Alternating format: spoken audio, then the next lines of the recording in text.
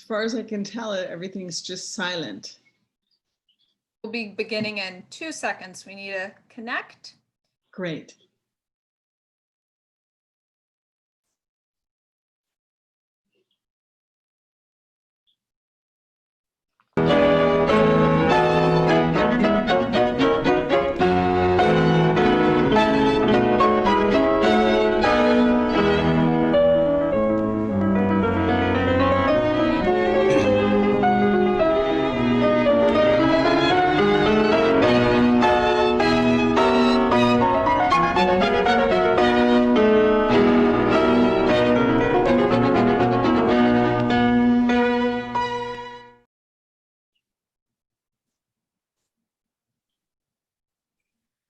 Happy Sunday, everyone, and welcome to another presentation as a part of the Berkshire High Peaks Festival. This festival is brought to you by Close Encounters with Music. My name is Carolyn Regula, and I will be helping as host today. All of our sessions are being recorded and will be live streamed on YouTube as well. All of our master classes and lectures will be available after each session on the High Peaks YouTube channel. Please consider supporting Close Encounters with Music and our ongoing festival. Our mission is to engage the imagination of diverse concert audiences in a welcoming setting, to connect listeners to performers and composers, foster the excitement and sense of community that live performance builds, and to establish a comfortable listening environment, turning performances into enriching, educational, and artistically uplifting experiences. Please consider supporting Close Encounters with Music and in turn, the High Peaks Festival.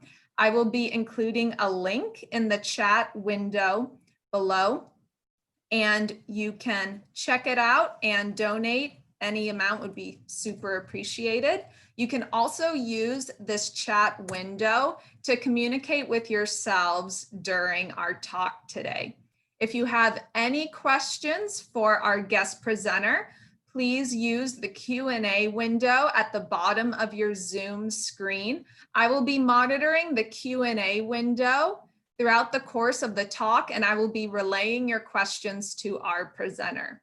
We're so excited to have you all join us today, and thank you for partaking in this talk with us. Without further ado, I am so excited to introduce our presenter to you for today, Garen Tolkin. Hello, everybody. My name is Garen. I'm a professional makeup artist and hairstylist, and I usually prepare people to appear in public for publicity or red carpet events. And there are a few things that I've noticed, and I'm also a music lover. I love classical music, and I love going to performances, and I love hearing performances and watching performances. And there are things that I've noticed, and that's what we're going to be talking about today. But before I do, I would like each of you to introduce yourselves, the participants, please. Shall we start with Carolyn? Sure. I said it in the intro, but just one more time. Hi, I'm Carolyn Regula. I am currently in Boston, but before the quarantine, I was in New York City studying for a performance diploma in cello performance. Thank you. You didn't make it clear that you were a cellist. Yes. And David? Hi, my name is David Zabo. I received a Bachelor's of Music in 2019 at Queens College, New York. I'm currently singing for the U.S. Army Chorus, Pershing Zone, here in Arlington. I'm in Virginia. And I'm a vocalist. I sing, yes. Thank you. What's your range, David? Tenor. Oh, very nice. So you get a lot of highlighting. Yeah, I suppose so, yeah. And in your performance, do you appear as soloist or as a member of the group? I'm pretty new to the group, so they do put me certainly in front of the group, but you know, sort of trial by fire thing. But most of my singing right now is strictly in the choral setting. The more time you spend, the more solos you get. So, yeah. And are you aiming for a solo career? That's a good question. With the job security that the Army provides, it can be tempting to just settle for what you have. But I want to do it all. Frankly, I want to conduct. I want to sing on the opera stage. I want to act in the theater. I want to do it all. I'm not. I'm so fortunate to have this position because it does indeed give me the flexibility to either afterwards or maybe possibly during, start branching out into areas that I would like to see myself in. And with the Army Chorus, do you wear a uniform? Yes, we do. So that makes that easy. Yeah, did you want to see that uniform?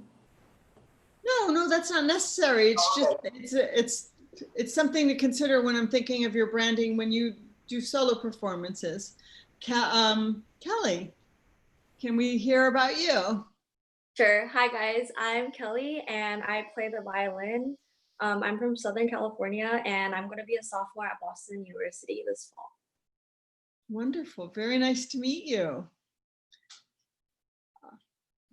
And Madeline?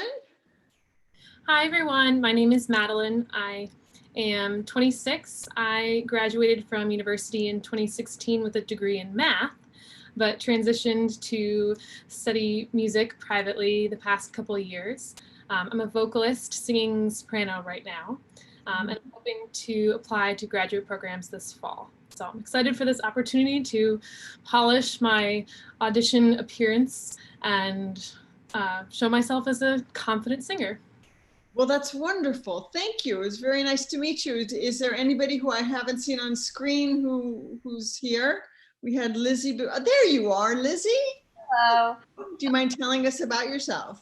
Of course. My name is Lizzie Thomas. I'm 20 years old. I'm from Fairfax, Virginia, and right now I'm in Harrisonburg. I'm a junior vocal performance major at James Madison University, and I'm a soprano. Very nice to meet you. Well, thank you all for coming.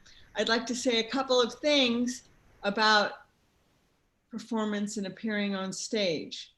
The most important thing, I think, is that your appearance and your presentation is intentional, that you take control of it, that you actually think of what is the character that you wish to present.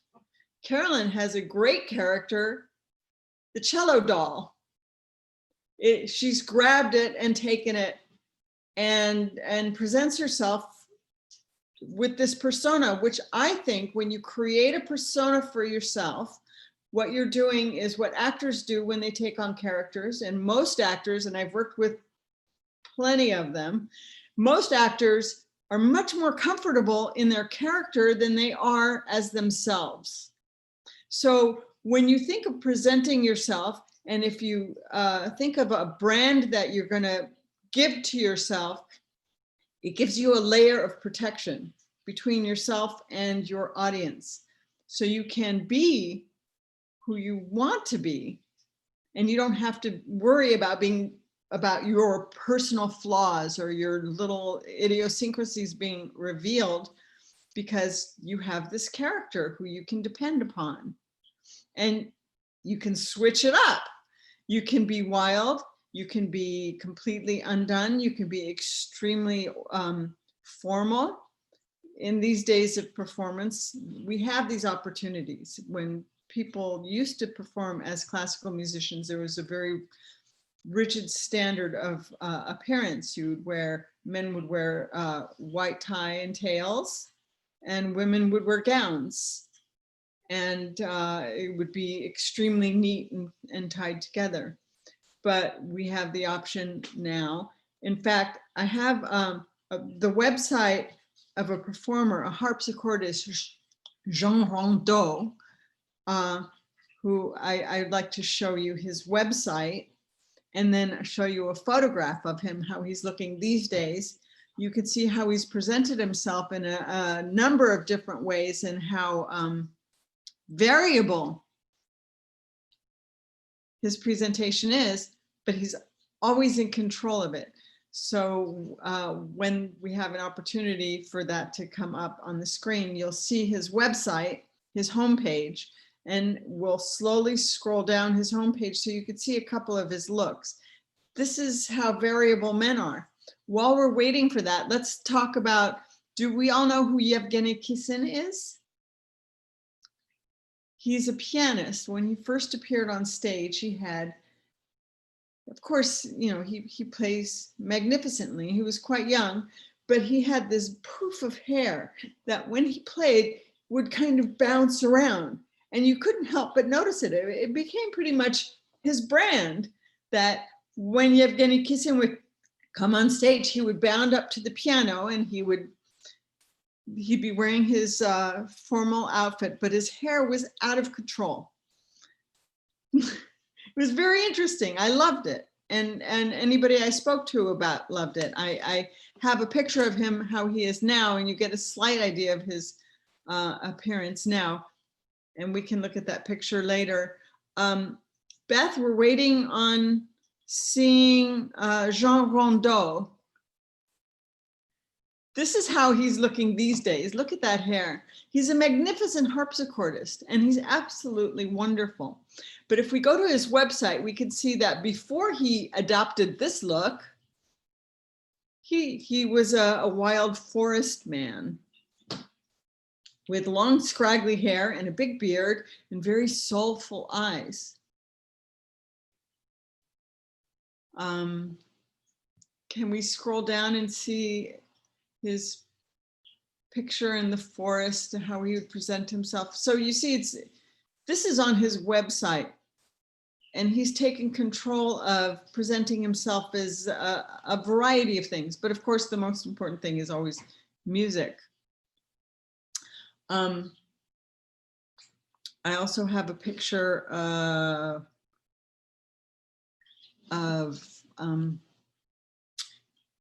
let's see.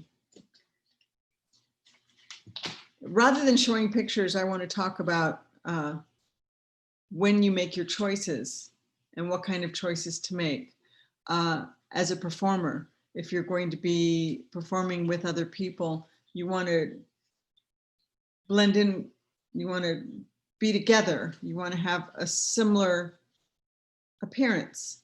I have a photograph of the Cecilia Quartet playing together. If we could get a picture of the Cecilia Quartet, you can see how beautiful they look on stage. They all communicated with one another and presented a beautiful color palette and a unity. And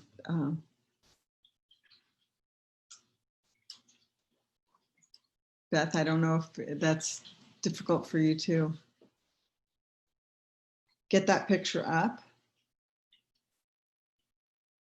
It's a very small picture, but you can see that they're all in a sort of a blue color, and they just look beautiful together. There's another quartet, the Debussy Quartet, if we could get the picture of that up also, where they didn't communicate with one another, and they all look fabulous, each individually, but we've got a violinist who looks like she's supposed to be the soloist. She's wearing bright color and everybody else is in dark colors. And I think that that's distracting from the performance.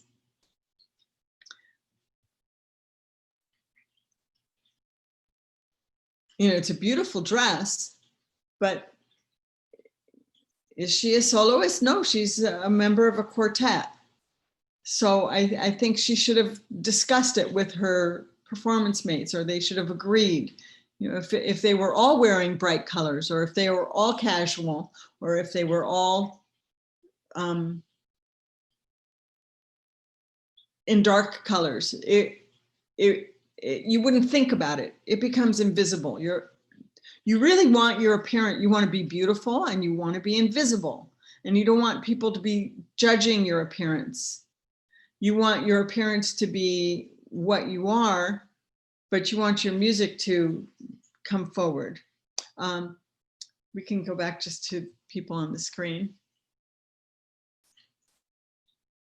Yud has taken a brand himself. He generally wears a white jacket with a black shirt, often on stage. And that's something that is charming, and I expect it's unexpected. It's turning things around. It lets you know that we're going to be hearing something new and we're going to be seeing something new. And I think it's a very charming choice that he's made.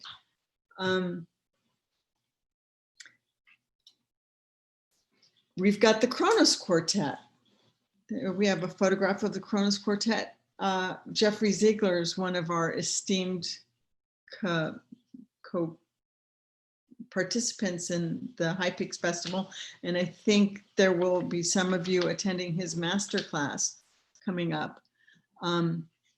When the Kronos Quartet appears on stage, they each wear something kind of edgy, but there's a unity to their appearance and it reflects the music they play. They are very they're very edgy and they play modern music and they have a very crisp sound, and their look is very crisp, but it's also, we're here to take over the world, and this, that's their choice. So the most important thing is that when you're going to appear on stage, you've decided to appear on stage in a certain way, and you make a choice, and you don't just make yourself look as pretty as you can.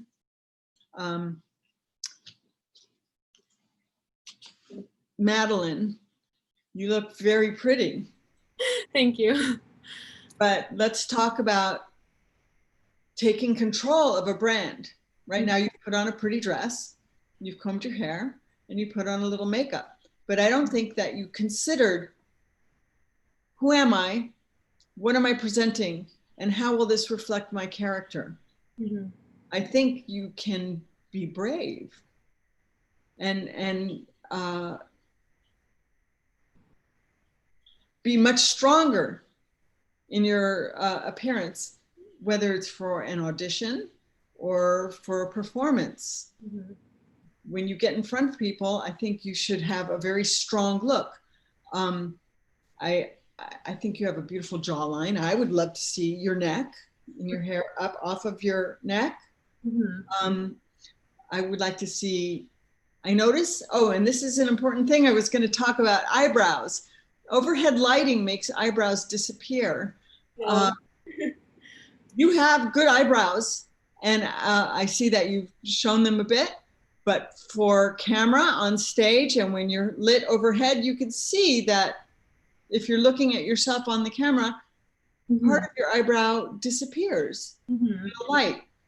So when you do your eyebrows, everybody, and this includes men, you want to make sure that they're well defined. Mm-hmm. And look at yourself with a light hitting you right overhead, as if it's going to make your eyebrows disappear, and make sure that they don't disappear. I did my eyebrows today, and they're much stronger than my eyebrows usually are. But I don't think on camera they look like terribly strong eyebrows, but I've got makeup on the skin so that the light doesn't shine through and make them disappear.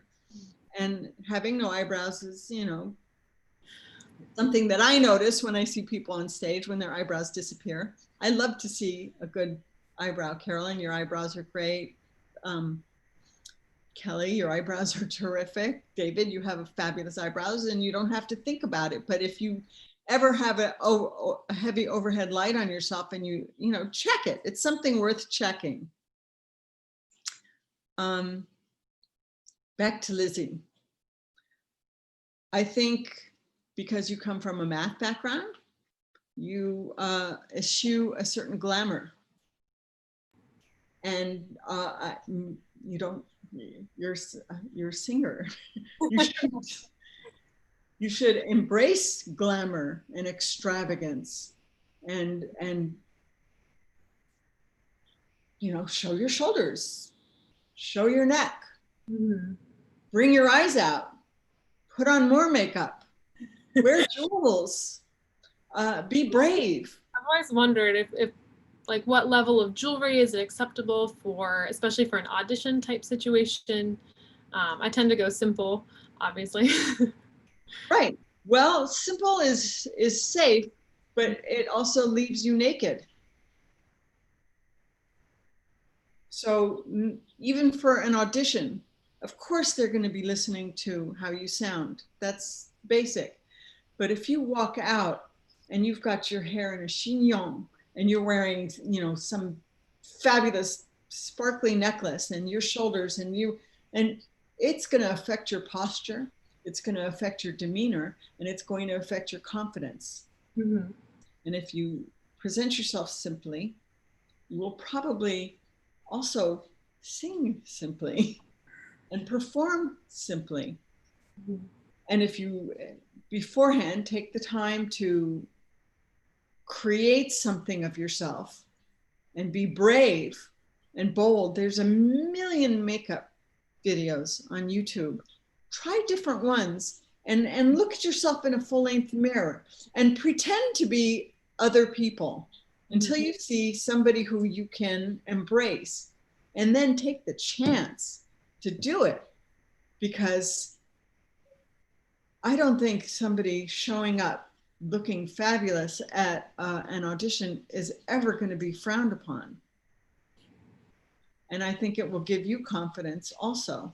I think it will affect your entire demeanor, because the way you've presented yourself today for concert is a little, you know, I don't know, maybe once you start singing, you bloom and you like that difference. Well, if you like to present a contrast, then don't go halfway. Mm-hmm. You know, wear a simple little shirt and, you know, something, and then allow that contrast to really show. But make it an intentional thing, like you want to surprise your interviewers with your voice, then really don't wear jewels, hide your chest, you know, wear something a little conservative, and then explode. Or if you want to create a character, make that choice. And you may find that that pushes you forward even more. Mm-hmm. David, you are lucky you have a uniform that you wear when you perform. You have your hair, it's obviously regulation haircut, so you can't let it grow long, and you can't do a Jean Rondeau with your hair. But if you get a break, I would love to see you take some chances with your appearance, either by going strictly formal and do a tuxedo, white tie, and, you know, recital performance, even tails, and be extremely, you know, part your hair and slick it down, or be wild like Jean Rondeau, let it grow out and put paste wax in it, but take some chances. And that's what I want to encourage each of you to do, is to take chances. Don't just try and be your prettiest self, because that leaves you naked there. And then you're only depending on your instrument to gain an audience. And in these days of branding, you have to be much more specific. You don't see Deutsche Grammophon featuring simple looking people. You know, you've got them done up as a character. And if you want to sell yourself, then Carolyn, you've done a great job of presenting yourself as a brand. Can we have Carolyn's webpage up when we have a chance? She's got two personas, classical musician, serious classical musician, and cello doll. We had it for a second. Can we have it back?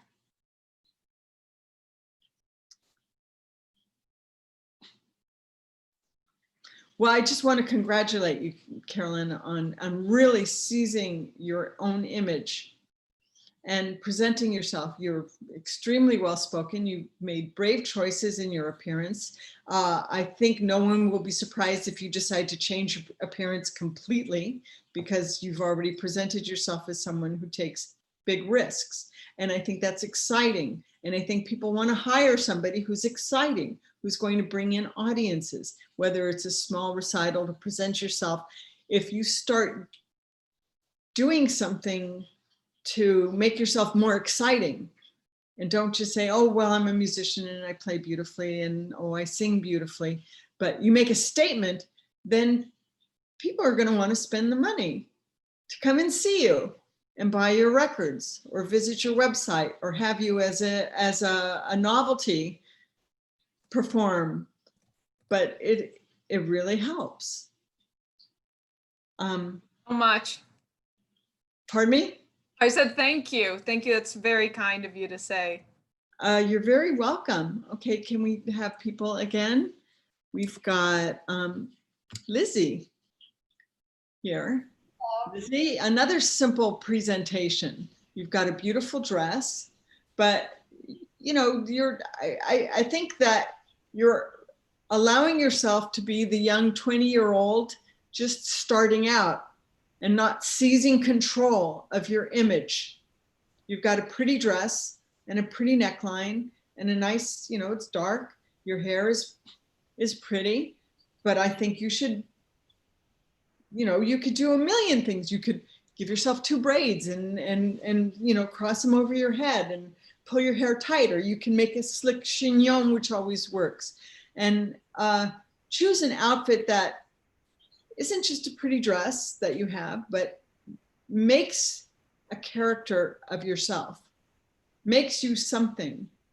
Your eyebrows, by the way, are perfect. They're good and strong, they're well shaped, and they're not bleached out by the light. But again, you're extremely shy and tentative. I understand you're just starting out, but don't be afraid to play with your image. I also don't really think you can tell. I actually have both sides of my nose pierced, and this part, I tend to take those out for performances, but. I didn't notice. No. Well, nothing in your appearance shows that you're that kind of a risk taker. So what you're doing when you're presenting yourself, if this is how you present yourself, what you're doing is you're hiding. Good And point. that will, you know, I don't know. I'm going to ask you, does that make you hide in your music? I don't think so. I think the way I've been brought up as being trained as a classical musician, that I am encouraged to maybe not take as many risks with my appearance. And I think that has to do with more of the traditional guidelines of just female opera concert attire. But I would hope maybe as I grow as a performer to take those risks. Well, let's have a little look at Cecilia Bartoli or Renee Fleming. We can look at those photographs back to back that I have.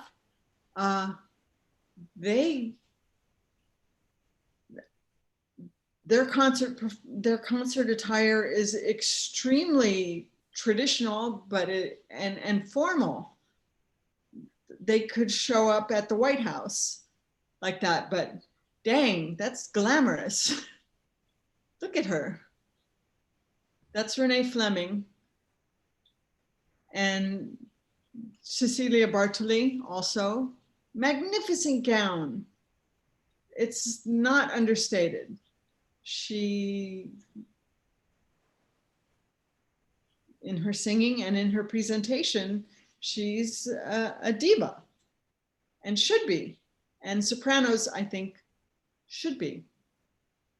You should not blend in and make yourself as, I mean, look at this.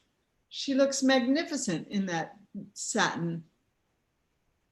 And we also have Anna Nebtrenko, who's extremely glamorous. And I've heard all kinds of stories of divas who've been given costumes for their operatic roles and don't feel that they're right and have actually ripped them. I think that was, who's La Divina? The Greek singer. And in Nebtrenko, I mean, how much more elegant and classic can you get? Her hair is extremely ordered. Her dress is very beautiful, but it's magnificent. So I think, Lizzie, you can be magnificent also, and that you should take the chance to do so. You can't really tell. I like the sort of plain black top part, but then there's like a whole ball gown, like red rose thing happening. I can see that, but the plain black top, you know, pull it down off your shoulders. Let's see what happens, and push your hair back off of your shoulders. I'm shimmying it down. Already. Already, we've got something much more open. Right. Now imagine walking on stage dressed with your shoulders bared in that way as a soprano, as opposed to here, like this. Do you feel the difference? Yes. I mean, this is gorgeous. You have a gorgeous poitrine. Show it, you know, show your shoulders. Don't be afraid to do that. You could totally wear a coral necklace or diamonds, you know, or pearls or something. Pull your hair up. Do something with your bangs. Either, you know, have silly little bangs or plaster your hair down and pull it into a tight ponytail or a high ponytail or something dramatic. Don't, right. Because you have that in you. I mean, if you have both nostrils pierced, that's part of who you are. And even though you've been raised by traditional parents who want you to stay muted, you can wear muted black, but show your shoulders and still be completely within traditional concert presentation. Right. I mean, they would have nothing to complain about that. Do you mind pulling your hair back for me so I could see what your neckline looks like? Well, it's kind of, but It's wonderful. It's absolutely wonderful. I would suggest that you do that. okay. Yeah. We don't have any pianists today. I have a picture of a pianist whose brand is just bananas. I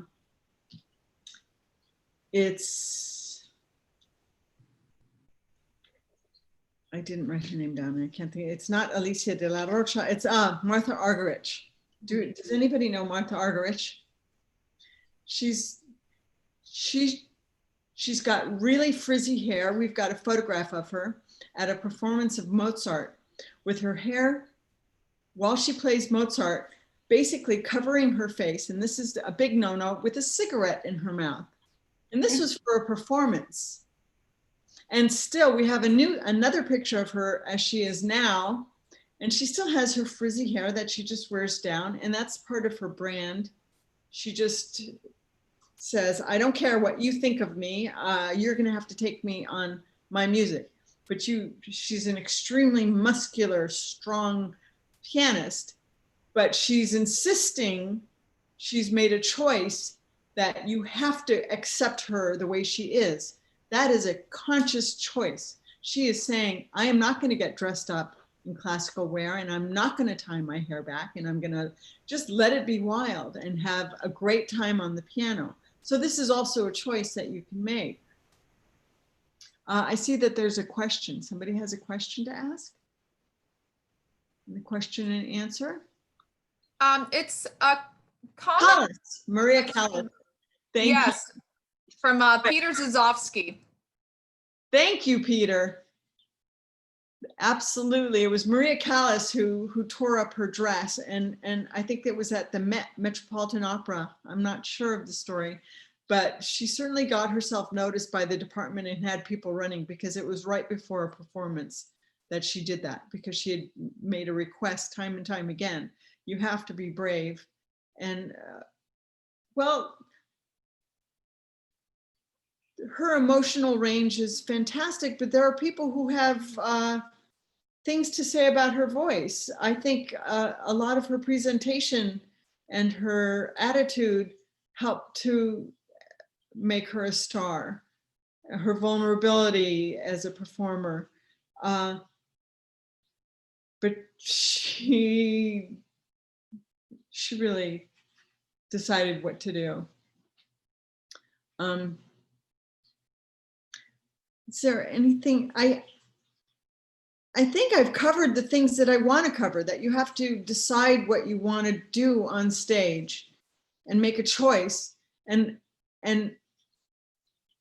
you know, the first time it might be scary, but you might discover that it offers you protection and allows you to express yourself more fully artistically, because you have something that you have control over.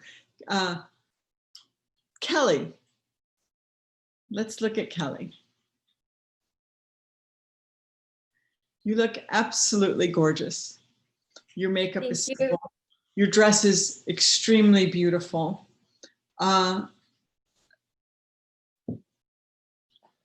Your appearance is lovely. You've done your hair. I think that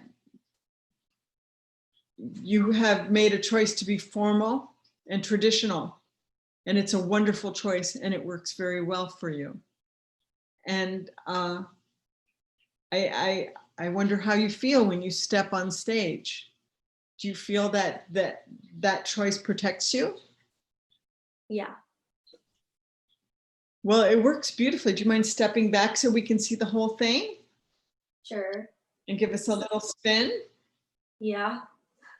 It's a beautiful dress. You know, it's a little edgy. We can see your black bra strap, which shows that you're a little daring. It goes with your belt. Your hair looks very pretty. Do you try other looks, or do you experiment with other presentation modes? I also like wearing like a simple black dress. So like that's also a what black dress? A simple black dress. A simple black dress. Yeah. So you rely on a strict traditional classical performance style, and you go for it completely. And it protects you, and I congratulate you. I think it's a very good choice, and it works for you. I hope sometime you might, when you're by yourself, experiment with other things that are a little more daring and see how that feels. Yeah. The most important thing I have to say is be brave. Yeah. Make choices and be deliberate. Don't just be simple. Don't just count on, well, I'm going to make myself disappear and then, you know, let my music take over. I see there's another question. Yes, this question is from one of our participants, Camilla. How do you feel about tattoos? As a vocalist with a couple tattoos, I often feel like I have to cover them up for auditions in an attempt to appear more traditional. That's a very good question. I think, again, it has to do with how brave you are and how do you dress and how do you present yourself. What's your range? Are you a singer? Do you mind my asking? Yes, the person who posed the question is a vocalist, yes. And a woman? Yes. Well, I think if you want your tattoos to show, your entire presentation should reflect that choice. If you're not happy with the choice that your tattoos, the persona that the tattoos present, then by all means cover them up and dress. As long as, if you're going to, you know, this is such an interesting question. I wonder, I don't have people auditioning for me. I would encourage you to show your tattoos if you're tattooed. It's something to notice. It's something that shows and could be included in your brand. But I wish Yehuda could tell me how he would feel about tattoos. Yehuda, are you listening? And can you type in an answer?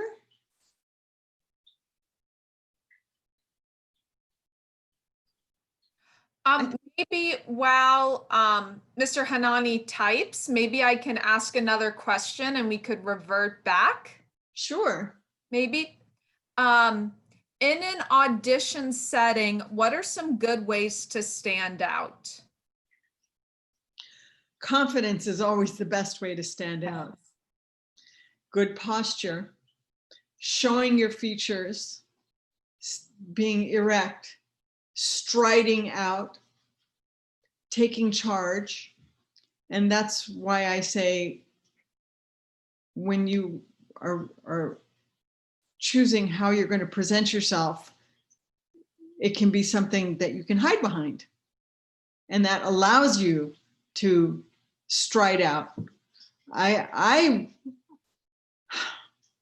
would imagine if I were watching a bunch of auditions and I'm seeing one performer after another come out, the one who stands out is the one who comes out strong, makes eye contact with the people for whom they're auditioning, thanks them, introduces themselves clearly, doesn't mumble, doesn't let their hair cover their face, and has a certain pride. Because I've seen musicians, I have friends of my children, my son is a musician, I've gone to many of their performances, and there's a big difference between somebody who's shy and comes out and you kind of cringe for them when they come out. And then if they start playing beautifully, you can relax. But the initial response when somebody's retiring or shy or hiding, my initial response is a cringe. And then, you know, maybe they'll prove themselves different in their music. Of course, the music is what counts. But if I were seeing people audition one after another to hire them, who would I want to hire if they all have excellent musicianship? Somebody who takes the stage or somebody who, you know, is terrified? Vladimir Ashkenazy is a pianist, and I don't know how he ever auditioned. He's now a conductor, but as a pianist, at every performance, he would run out of the wings and sit at the piano and immediately start playing and not look at anybody. But of course, he would start to play, and it was always as magnificent. I think he's my number one and number two favorite pianist. That Murray Pariah and Vladimir Ashkenazy are my two favorite pianists. Well, there are a lot of them, but it would always shock me, and I would have to get over that. But it was also kind of charming and interesting that he would do that. So I think to stand out in an audition, the best thing you could do is stride out, introduce yourself, thank people for allowing you to be there, say clearly what you're going to be performing, and then perform. And you have your persona to stand behind. You know, you don't have to come out and say, hi, I'm Garen Tolkin, and I'm a soprano, and I'm going to be singing whatever. I don't know the audition repertoire well enough to say. And thank you. And then, okay, I'm ready. And if I were one of a lineup of 12 people, you know, would that make enough of an impression? I'd have to have a pretty damn good voice to get their attention coming out that way. Do we have another question? We actually got an answer from Mr. Hanani regarding the tattoos and auditions, and I love this answer. He said, I usually listen with my eyes closed. Isn't that wonderful? Yeah. That is fabulous to know. Well, not everybody does. And he also made a comment. He said, Serkin, Stern, Casals looked like corner grocers. And then there was Bernstein. That's true, except those other musicians also were extremely formal in their presentation. They didn't look like corner grocers.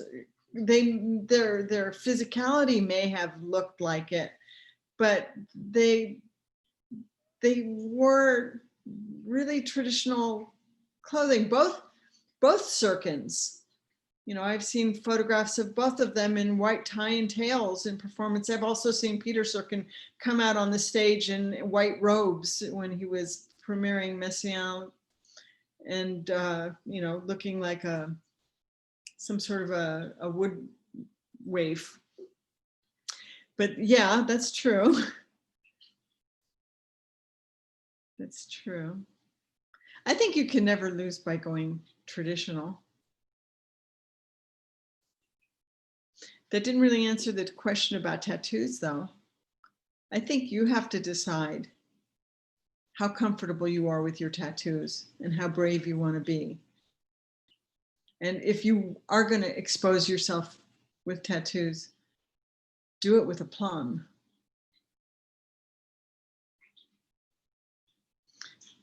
Is there, did I miss anything? It's not the full hour, but I feel like basically we've covered what, did I leave anybody out? I don't think so. Oh, Carolyn, when we were talking before, Beth mentioned something about the little gremlins, and you acknowledged it and said, oh yeah, those adorable things that are misleading. What did you mean? What were you talking about? Oh, in the movie, they, from what I remember, they look like these adorable little furry creatures. Oh, They turn into these evil alien-like, which is kind of a funny thing to mention since we're talking about appearances and looking one way, feeling another way. Yeah, so that's what I was alluding to. We actually did have another question that I think would be very interesting. I would love to hear your input. Some artists feel that making political statements is a responsibility. Others feel that it is not their place. How would an artist make a decision about what is right for who they want to be? well, I think they have to make the decision about what is right for who they want to be. If they have a strong political point of view that they feel they can express and that they have an audience to hear it and are articulate and are deliberate, by all means, express it. I mean, think of the music of Shostakovich. His music itself was a political expression. He was responding to the oppression around him. Or think about Pablo Picasso's art and his response to war was extremely political. He had to, his feelings were that strong, he had to express it. But just because you have a stage and just because you have an audience, if you don't have a clear-cut point of view, then just keep it to yourself. You know, it just muddies the water. But if you have a really clear response and a clear-cut point of view and you have something to say, I mean, we've all heard those Oscar speeches, some of which you feel like, well, you know, that doesn't really hold water, and others which you go, yes, thank you for saying that, and thank you for using your platform for expressing it. What do you think?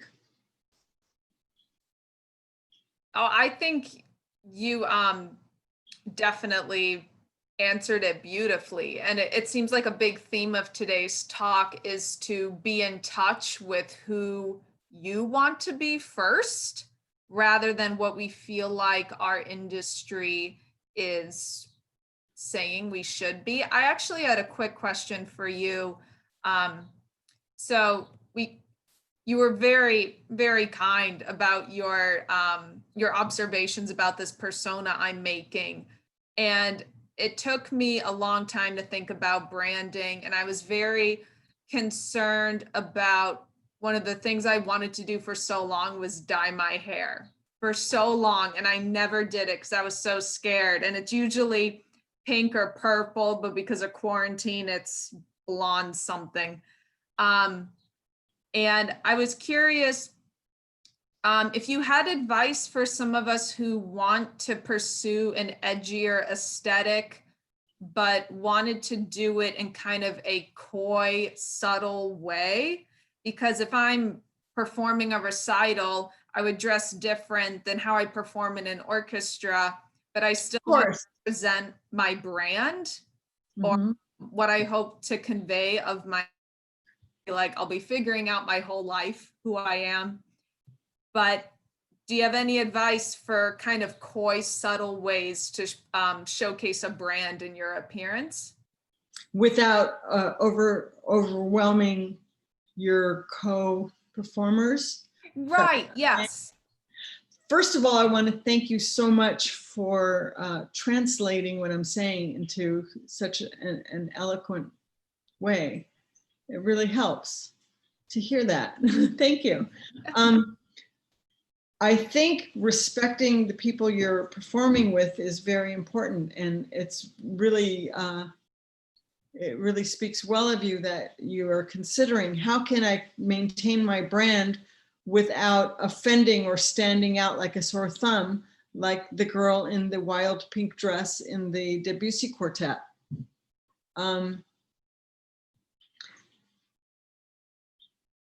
Well, if you were an orchestra and everybody was instructed to wear black and to be muted, and you had pink hair, you could still have your pink hair, but you could have it closer to your head, you know, so that it's not, you could use hair wax and just tame it down.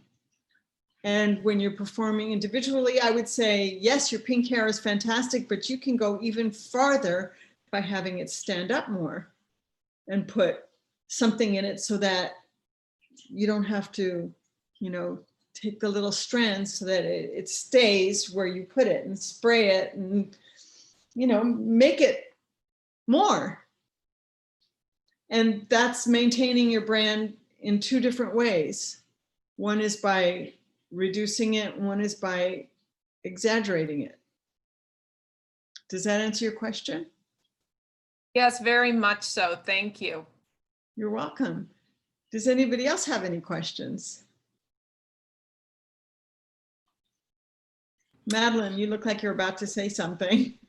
So the opera world tends to be fairly conservative, especially when it comes to auditioning, and donors tend to be older and have a certain idea about appearance. So how to balance kind of a newer, fresher look, but still without offending some of the more conservative people who often have a great deal of say in the opera world.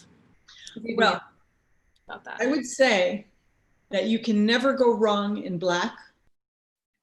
You can never go wrong with jewels, and you can never go wrong with a chignon. And you can either have an elaborately braided chignon, and you can have big jewels, or you can have small understated things, depending on your donors. But you can't go wrong in black. And you can do a lot of things in black. You could wear a black Japanese kimono and, you know, express your edginess that way. Or flowing black silk shawl that trails behind you without offending their sensibilities, but still expresses a certain panache. Does that help?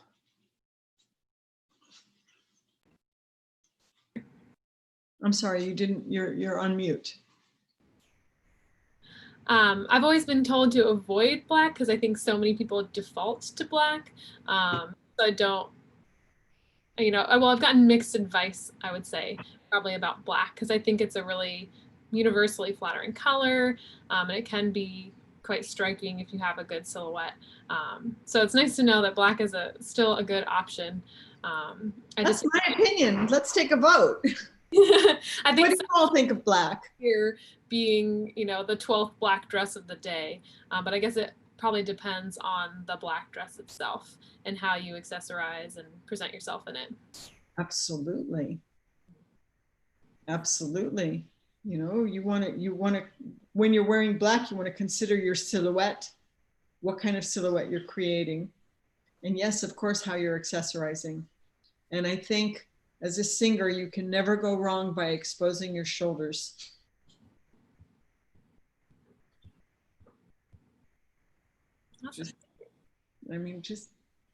Just think, Google opera diva performances and you'll see shoulders. Mm-hmm. I think it has something to do with sharing your voice, sharing your chest, sharing your upper body. I think if you're going to wear black and if you're buttoned up, that might, close you down. I go for, be as brave as you can, but you can never go wrong with black. You can be brave in black, and you can be edgy in black, and you can be completely new in black. You can wear something asymmetrical, but you can't go wrong in black. Wonderful. Thank you. You're welcome. Anybody else? Well, I think we pretty much covered all the ground, and we can wrap this up. We managed to fill up the hour. I'm thrilled. I hope you all enjoyed yourselves. I certainly did. It was wonderful to meet you, and I can't wait to hear you in performance and watch your careers grow. Thank you very much. Thank you. Thank you so much, Garen, for coming on and giving your insight. I have brought up on our panel, I'm going to ask him to unmute and see if Mr. Hanani has any parting words he might want to say to you. So I'm gonna, there he is. I don't see him. Hello.